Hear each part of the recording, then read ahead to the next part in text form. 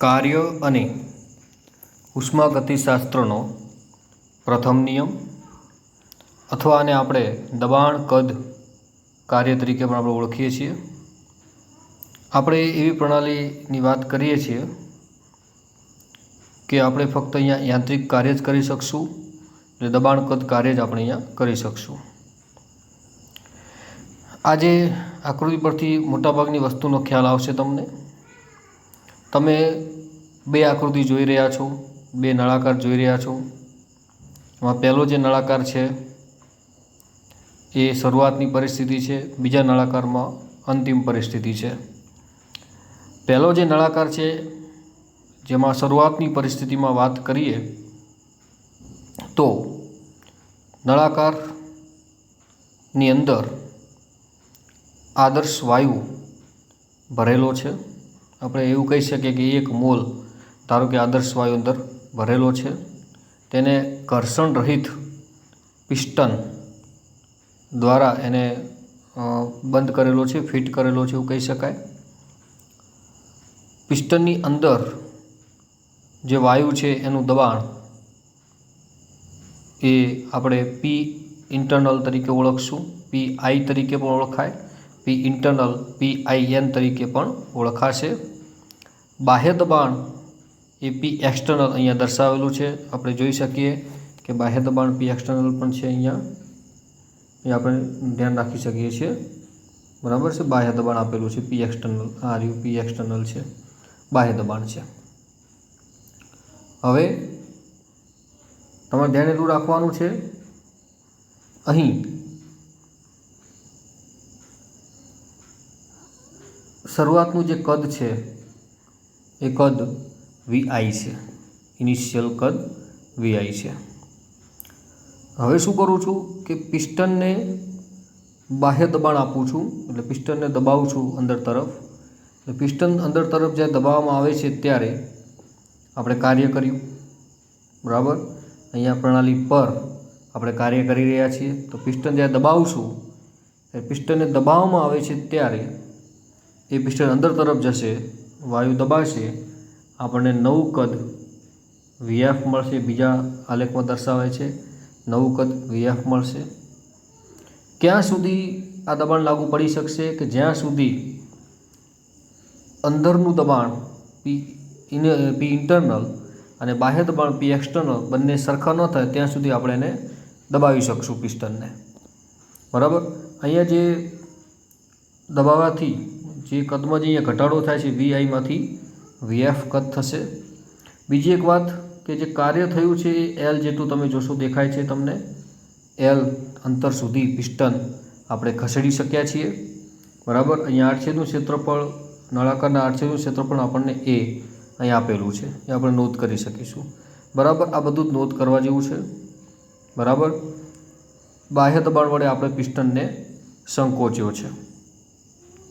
હવે આપણે બીજી પરિસ્થિતિ તરફ જઈ રહ્યા છીએ, બરાબર. ધ્યાન આપજો. જે બધી જે ચર્ચા કરી છે એની બધી જ આપણે થિયરી સ્વરૂપે લેવાનું છે, ધ્યાન આપજો.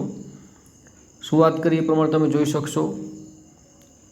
કદ VI છે, અંદરનું દબાણ પી ઇન્ટરનલ છે, બાહ્ય દબાણ પી એક્સટર્નલ છે. બાહ્ય દબાણ ઇન્ટરનલ કરતાં વધારે છે, સ્વાભાવિક છે. બંને દબાણ સરખા ના થાય ત્યાં સુધી પિસ્ટન ખસે છે, બરાબર. અંતિમ કદ આપણને VF પ્રાપ્ત થશે. આ સંકોચન દરમિયાન પિસ્ટન L જેટલું અંતર ખસ્યો. પિસ્ટનના આડછેદનું ક્ષેત્રફળ એ છે, આપણે વાત કરી લીધી. હવે વાત કરીએ કદમાં ફેરફાર. કદમાં ફેરફાર, બરાબર. કદમાં ફેરફાર કોના જેટલો થાય તો કે AL જેટલો, A ઇન્ટુ L. એ ક્યાંથી આવે તો કે આડછેદનું ક્ષેત્રફળ ગુણ્યા L એટલે અંતર, બરાબર. એટલે કદ થઈ ગયું. તો કદમાં ફેરફાર A ઇન્ટુ L જેટલો, એટલે કે ડેલ્ટા V. અને ડેલ્ટા V બરાબર VF માઇનસ VI લખી શકીએ છીએ. અંતિમ કદ માઇનસ શરૂઆતનું કદ આપણે લખી શકીશું. આપણે એટલું જાણીએ છીએ કે દબાણ બરાબર બળ ભાગ્યા ક્ષેત્રફળ આપણને ખબર છે. દબાણ બરાબર બળ ભાગ્યા ક્ષેત્રફળ આપણે જાણીએ છીએ. પિસ્ટન પર લાગતું બળ આપણે શોધવું છે. કેટલું બળ પિસ્ટન પર આપણે લગાવ્યું એ આપણે શોધવું છે. તમારે શું કરવું પડશે તો બળને સૂત્ર કરતાં બનાવશો તો દબાણ ગુણ્યા શું આવશે, ક્ષેત્રફળ આવશે. જો બળને સૂત્ર કરતાં બનાવો તો દબાણ ગુણ્યા ક્ષેત્રફળ આવ્યું. દબાણ કયું હતું? એક્સટર્નલ દબાણ આપણે લાગુ પાડ્યું હતું. બાહ્ય દબાણ આપણે એક્સટર્નલ આપ્યું હતું, એટલે પી એક્સટર્નલ ઇન્ટુ ક્ષેત્રફળ એટલે એ. તો પી એક્સટર્નલ ઇન્ટુ એ સમીકરણ નંબર આપણને અહીંયા 1 મળશે. ધ્યાન રાખજો, પિસ્ટન પર લાગતું બળ એફ બરાબર પી એક્સટર્નલ ઇન્ટુ એ, ધ્યાન રાખજો. ત્યારબાદ જોઈએ, જરા ધ્યાન આપશો. પિસ્ટનના ખસવાથી પ્રણાલી પર આપણે કાર્ય કર્યું. એ કાર્ય ધારો કે ડબલ્યુ છે. તો પિસ્ટન ખસવાથી પ્રણાલી પર જે કાર્ય થાય, કાર્ય ધારો કે ડબલ્યુ છે. તો ડબલ્યુ બરાબર સૂત્ર છે આપણું એફ ઇન્ટુ એસ, સ્થાનાંતર એસ. એફ એટલે બળ. બળ બરાબર આપણે હમણાં જ વાત કરીએ એ પ્રમાણે કે બળ બરાબર દબાણ ગુણ્યા ક્ષેત્રફળ. દબાણ પી એક્સટર્નલ ઇન્ટુ ક્ષેત્રફળ એ બળની જગ્યાએ મૂકીશું. અંતર અહીંયા એલ છે, આપણને ખબર જ છે. આપણે અગાઉ જે સમીકરણ લઈ લીધું કે એ ઇન્ટુ એલ એટલે કદ થાય. એ ઇન્ટુ એલ એટલે કદ થશે, એટલે કદની જગ્યાએ ડેલ્ટા વી મૂક્યું. બરાબર. તો એ વસ્તુ તમારા ધ્યાન ખાતર કે ડેલ્ટા વી ક્યાંથી આવી, તો એ ઇન્ટુ એલ એટલે ડેલ્ટા વી. તો P external into delta V આવ્યું. ડેલ્ટા વીની આગળ ઋણ નિશાની મૂકેલી છે, એ હું સમજાવું કઈ રીતે ઋણ નિશાની કેમ મૂકી છે. Minus P external into delta V થશે, અને ડબલ્યુ બરાબર આપણું ફાઇનલ સૂત્ર આવશે માઇનસ પી એક્સટર્નલ કૌંસમાં વીએફ માઇનસ વીઆઈ. અહીં ખરેખર આપણે પ્રણાલી પર કાર્ય કર્યું છે. પ્રણાલી પર કાર્ય કરીએ ત્યારે પ્રણાલી પોતે તો કાર્ય નથી કરતી, એટલે કાર્ય પ્લસ આવશે. કાર્ય ખરેખર ધન આવવું જોઈએ. અહીંયા કાર્ય કેવું આવે છે? તો કે કાર્ય વીએફ માઇનસ વીઆઈ કરો તો વીએફ ઓછું થશે, વીઆઈ વધારે થાય છે. શરૂઆતનું કદ વધારે હતું વીઆઈ, વીએફ ઓછું, વીએફ માઇનસ વીઆઈ કરો તો માઇનસ આવે. તો કદ તો પ્લસ લાવવાનું છે, એટલે પ્લસ લાવવા માટે કરીને અહીંયા માઇનસ વડે ગુણેલું છે. એટલે આ માઇનસ જે આપણે ગુણ્યું તે, અને પેલું માઇનસ જે ખરેખર વીએફ માઇનસ વીઆઈ કરવાથી મળે તે, માઇનસ માઇનસ કેવું થશે? પ્લસ થાય. એટલે આપણું કાર્ય ધન મળશે, કેમ કે પ્રણાલી પર કાર્ય કરીએ છીએ એટલે કાર્ય ધન મળવું જ જોઈએ. બરાબર. બીજી અગત્યની વાત, હવે થોડીક ચર્ચા આગળ વધારીએ. સંકોચન થાય. સંકોચન જ્યારે કરતા હોઈએ છીએ ત્યારે કે તમે અલગ તબક્કા વાઇઝ જશો. એકદમ તો સંકોચી નહીં શકો, તમે ધીમે ધીમે એને સંકોચવા પ્રયત્ન કરશો. એટલે તમે જે દબાણ લગાવશો એ દબાણ જુદું જુદું દબાણ લાગશે. દબાણ અચળ નહીં રહે, દબાણ બદલાતું રહેશે. બરાબર. તો દબાણ બદલાતું હોય તો દરેક જગ્યાએ જ્યાં જ્યાં દબાણ બદલાશે ત્યાં ત્યાં કાર્ય પણ બદલાય. બરાબર. એટલે શું કરીએ કે જ્યાં દબાણ બદલાય છે ત્યાં કાર્ય જે બદલાય છે તો બધા કાર્યોનો શું કરીએ? સરવાળો. તો આપણને ખ્યાલ આવી જાય. એટલે સરવાળો કરવા માટે અહીંયા લાવ્યું છે સિગ્મા. સિગ્મા એટલે સરવાળો પી ડેલ્ટા વી, દબાણ અને કદનો ગુણાકાર. એટલે કાર્ય થઈ ગયું. કાર્ય ડબલ્યુ બરાબર P external into delta V. તો પી અને કદનો ગુણાકાર, દબાણ અને કદનો ગુણાકાર એ કાર્ય થાય. એટલે ડબલ્યુ બરાબર આપણને ટોટલ કુલ કાર્ય આટલું મળી ગયું. દરેક તબક્કાનો શું કર્યો? અહીંયા સરવાળો. બરાબર છે. તે વસ્તુ ક્લિયર થઈ ગઈ. ત્યારબાદ એક નવા પોઈન્ટ તરફ આગળ વધીએ. દબાણ અચળ નથી, આપણને ખ્યાલ છે. પ્રક્રિયા દરમિયાન એવી રીતે બદલાતું હોય દબાણ કે વાયુનું ખરેખર જે દબાણ છે એ દબાણ કરતાં અનંત સૂક્ષ્મ રીતે વધારે હોય. થોડુંક એ દબાણ વધી જાય. બરાબર. વાયુના દબાણ કરતાં જે અંદર જે વાયુ ભરેલો છે પેલા પિસ્ટનની અંદર, એના કરતાં બાહ્ય દબાણ આપણને ખબર છે વધારે છે. બરાબર. હવે વિચાર કરો, બાહ્ય દબાણ વધુ છે એટલે કદ શું થશે? ઘટે. પણ એવું વિચારવાનું, શું વિચારવાનું કે અંદર જે વાયુનું દબાણ છે એના કરતાં જે બાહ્ય દબાણ છે અનંત સૂક્ષ્મ રીતે, અનંત સૂક્ષ્મ રીતે એટલે અત્યંત ઓછું. બરાબર. એટલે અંદર જે વાયુનું દબાણ છે એના કરતાં બાહ્ય દબાણ વધારે તો છે પણ ખૂબ જ થોડા પ્રમાણમાં વધારે છે. ખૂબ જ થોડા પ્રમાણમાં વધારે. મતલબ વાયુનું દબાણ ધારો કે હું 5 ATM ગણતો હોઉં, વાયુનું દબાણ 5 ATM, તો બાહ્ય દબાણ 5.1 ATM ગણાય. એટલે બાહ્ય દબાણ અંદરના દબાણ કરતાં થોડુંક વધારે, અનંત સૂક્ષ્મ રીતે વધારે. અનંત સૂક્ષ્મ રીતે એટલે અત્યંત ઓછું હોય એટલું વધારે છે. બરાબર. હવે દબાણ થોડુંક વધારે છે તો કદ, દબાણ વધારે તો કદ ઘટાડે, દબાણ વધે તો કદ ઘટે. દબાણ ને કદ એકબીજાના વ્યસ્ત પ્રમાણમાં. આપણે હાલ જ વાત કરી કે દબાણ, બાહ્ય દબાણ વધાર્યું તો કદમાં ઘટાડો થયો, VIમાંથી VF થયો, તો કદમાં ઘટાડો થાય છે દબાણ વધારીએ ત્યારે. એટલે અહીંયા દબાણ અનંત સૂક્ષ્મ રીતે દબાણ વધુ છે તો કદ ઘટે. એટલે કેટલું ઘટે? તો કે dV જેટલું કદ ઘટે છે. તો કે dV જેટલું જ્યારે કદ ઘટે છે એ કિસ્સામાં આપણે કાર્ય શું કરી શકીએ? તો કાર્ય W બરાબર VI સંકલન, લિમિટ બાંધી દીધી, VI થી VF, VI થી VF માઇનસ નિશાની જે આપણે મૂકવાની હોય તે P એક્સટર્નલ ઇન્ટુ dV આપણને મળશે. બરાબર છે. અહીં P એક્સટર્નલ છે, દરેક તબક્કે P ઇન્ટરનલ પ્લસ dP થશે. એક્સટર્નલ જે છે એક્સટર્નલ બરાબર P ઇન્ટરનલ પ્લસ dP થશે. બરાબર. સમાન પરિસ્થિતિમાં વિસ્તરણ જ્યારે પ્રક્રમમાં બાહ્ય દબાણ હંમેશા પ્રણાલીના દબાણ કરતાં કેવું હોય? ઓછું હોય. બાહ્ય દબાણ હંમેશા જે પ્રણાલીનું જે દબાણ હોય, જ્યારે સમાન વિસ્તરણ થઈ ગયું હોય હવે, ત્યારે બાહ્ય દબાણ એ પ્રણાલીના દબાણ કરતાં ઓછું હોય. એટલે ઇન્ટરનલમાં જ્યારે dP એડ કરીશ ત્યારે એક્સટર્નલ જેટલું થશે, સમાન પરિસ્થિતિ આવી જાય ત્યારે.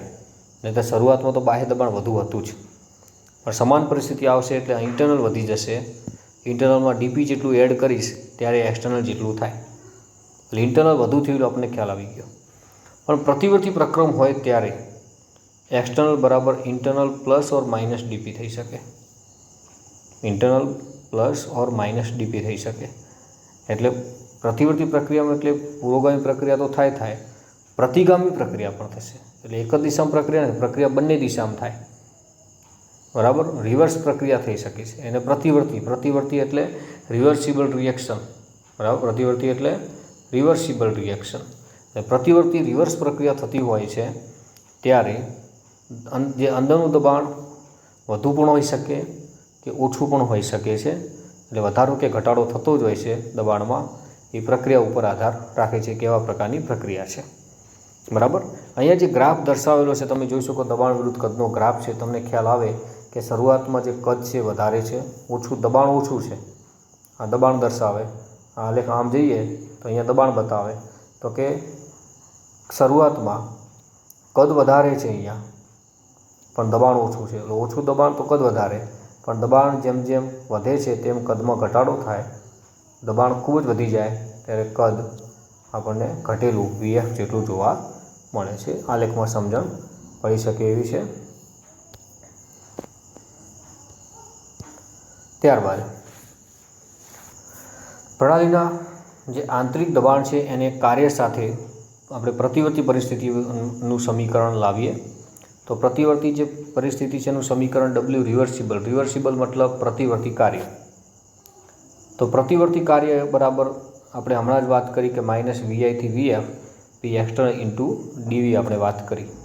પણ P એક્સટર્નલની જગ્યાએ આપણે એ વાત કરી કે P ઇન્ટરનલ પ્લસ dP એ આપણે ચર્ચા કરી લીધી કે P એક્સટર્નલની જગ્યાએ, બાહ્ય દબાણની જગ્યાએ ઇન્ટરનલ અને dPનો સરવાળો થાય એ આપણે મૂકી દીધું.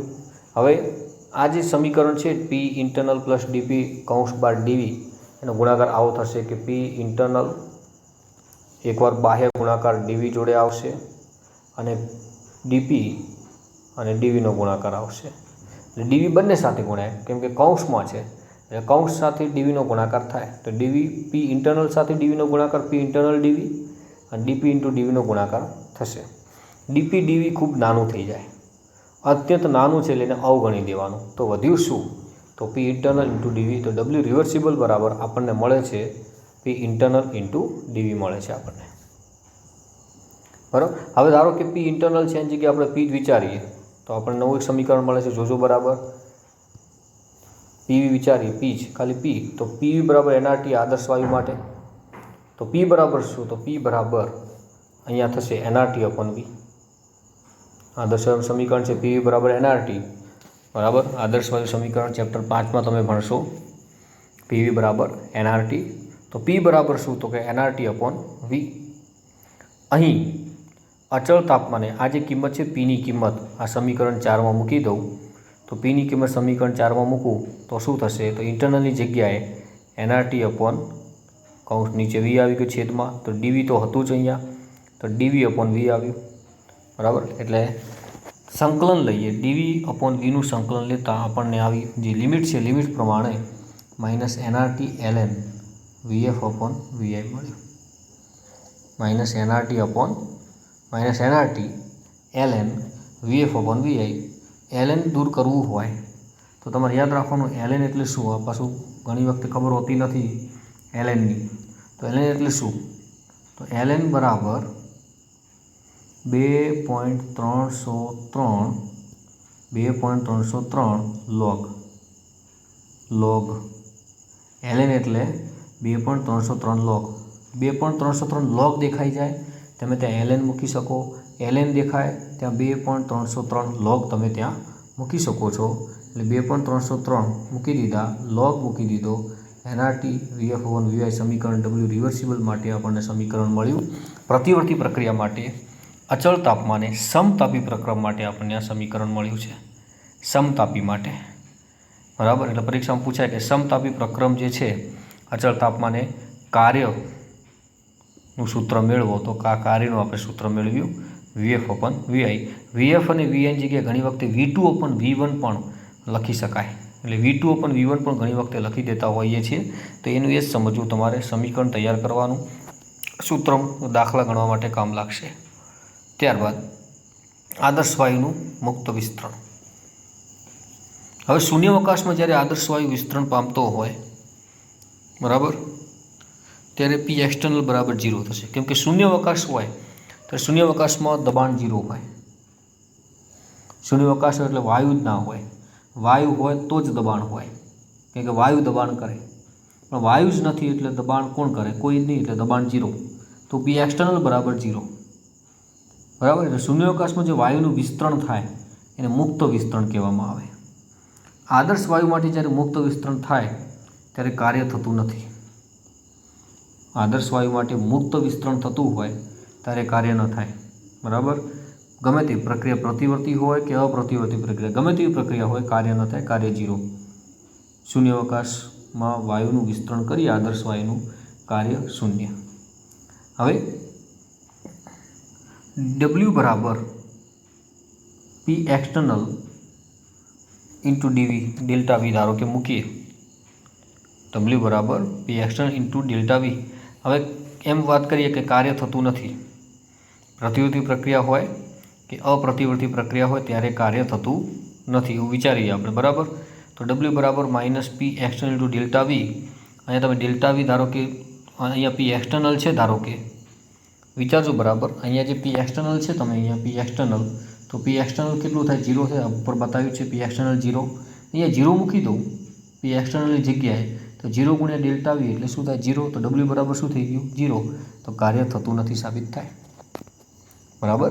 એટલે સીધું ખ્યાલ આવે કે શૂન્યાવકાશ હોય એમાં મુક્ત વિસ્તરણ થાય વાયુનું ત્યારે કાર્ય થતું નથી, તરત ખ્યાલ આવી જાય. પી એક્સટર્નલ 0, W બરાબર સૂત્ર છે minus P external into delta V. P એક્સટર્નલની જગ્યાએ 0 મૂકવું તો W બરાબર 0 થવાનું છે. ઉષ્માગતિશાસ્ત્રનો પ્રથમ નિયમ પ્રમાણે સૂત્ર લાવવું તો ડેલ્ટા યુ બરાબર ક્યુ પ્લસ ડબલ્યુ. ડેલ્ટા યુ બરાબર ક્યુ પ્લસ ડબલ્યુ. હવે ક્યુ તો એમને એમ મૂકીએ, પણ ડબલ્યુની જગ્યાએ minus P external into delta V મૂકીએ, બરાબર. હવે પ્રક્રિયા જો અચળ કદે કરવામાં આવે તો ડેલ્ટા વી 0 થશે. અચળ કદે પ્રક્રિયા કરીએ તો ડેલ્ટા વી પણ 0, બરાબર. એટલે એક્સટર્નલ તો 0 હતો, ડેલ્ટા વી પણ 0 આવ્યો, બરાબર. પણ હવે આપણે અચળ કદે વાત કરીએ કે એક્સટર્નલની વાત પછી કરીએ, પહેલાં અચળ કદે વાત કરીએ. ધારો કે તો અચળ કદે પ્રક્રિયા કરીએ તો ડેલ્ટા વી 0 મૂકીએ, તો ડેલ્ટા વીની જગ્યાએ ધારો કે 0 મૂકીશું તો ડેલ્ટા યુ બરાબર ક્યુ. વી કેમ આવ્યું? તો કે અચળ કદે. તો આ શું દર્શાવે? તો કે અચળ કદે ઉષ્મામાં જે ફેરફાર થાય ક્યુ એ આંતરિક ઊર્જા ફેરફાર જેટલો હોય છે.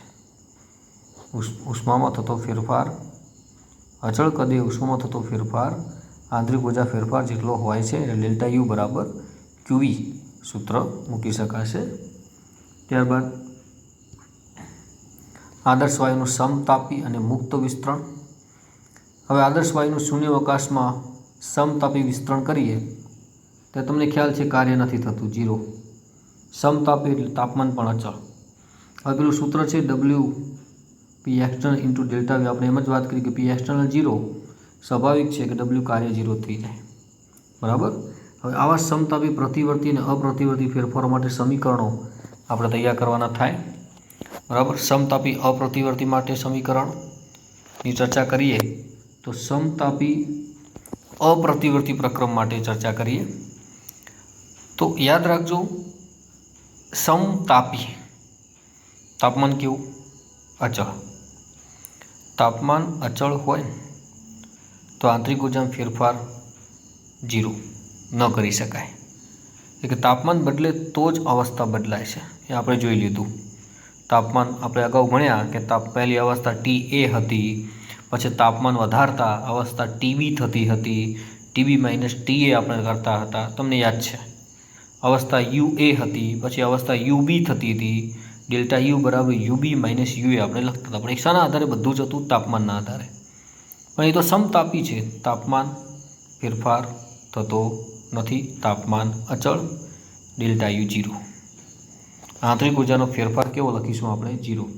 એટલે સમતાપી લખેલું હોય તરત કરો કે આંતરિક ઊર્જાનો ફેરફાર ડેલ્ટા U કેટલો? 0।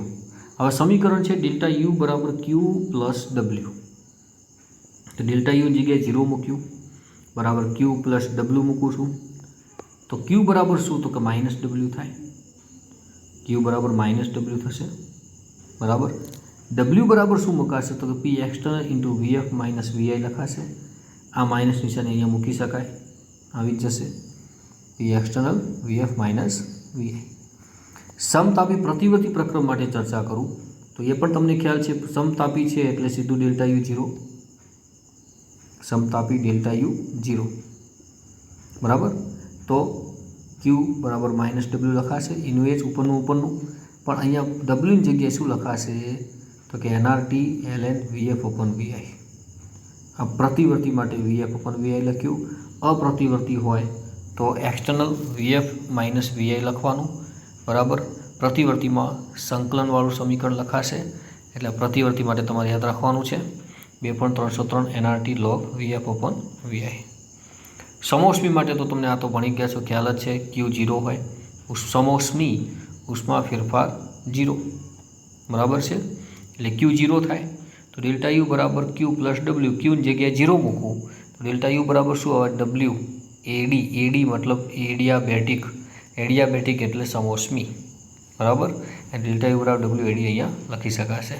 તો આ હતું આપણું કાર્ય ઉષ્માગતિશાસ્ત્રનું કેટલાક અગત્યની ચર્ચાઓ હતી, તમારે ધ્યાન રાખવાનું છે। આ પોઈન્ટ ચાલી ગયો છે, ક્લિયર છે પોઈન્ટ, તમારે નોટ બરાબર બનાવવાની થશે। બધા જ સમીકરણો આજે મેં પાછળથી લખ્યા છે, સમીકરણો 3 વ્યવસ્થિત તૈયાર કરવા, ક્યારે કોણ 0 આવશે, સમતાપી, સમોષ્મી, આ બધું જ તમારે વ્યવસ્થિત તૈયાર કરવું પડશે, તો જ આ ચેપ્ટરમાં મજા આવશે તૈયાર કરવાનું, બરાબર। એટલે વ્યવસ્થિત વિડીયો જુઓ, વ્યવસ્થિત અભ્યાસ કરવો, કંઈ ક્વેશ્ચન લાગે તો કમેન્ટમાં તમે કમેન્ટ મૂકો જ છો બધા, તો કમેન્ટમાં તમારે મૂકવું કે સાહેબ આ ક્વેશ્ચન લાગે છે, આ પ્રશ્ન છે, તો નેક્સ્ટ ટાઈમ લેક્ચરમાં એનું એ જ આપણે કોઈ ક્વેશ્ચન હોય તેનું સોલ્યુશન કરવા પ્રયત્ન કરીશું। પણ તમારે કમેન્ટમાં તમારું નામ લખો જ છો તમે બધા, પણ કમેન્ટમાં તમે કોઈ ક્વેશ્ચન લખો કે સાહેબ આ પ્રકારનો પ્રશ્ન છે, તો આપણે સોલ્યુશન કરવા પ્રયત્ન કરીશું, બરાબર છે। તો અહીંયા પૂરું થાય છે આપણું કામ।